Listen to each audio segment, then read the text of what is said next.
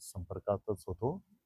आता परवा कॅबिनेटच्या दिवशी त्या दुर्दैवी आमच्या बच्चूचे काका, गावातलं शिष्टमंडळ आम्ही माननीय मुख्यमंत्री महोदयांना भेटायला गेलो.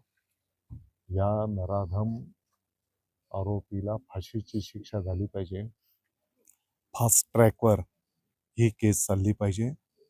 उज्ज्वल निकम साहेबांच्या सारखं वरिष्ठ विधिज्ञ तज्ज्ञ त्या ठिकाणी दिला पाहिजे.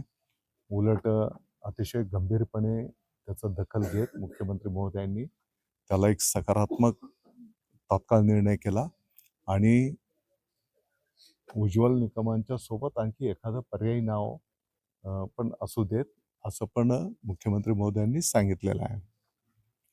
मला वाटतं की अतिशय दुर्दैवी दुःखद घटना आहे,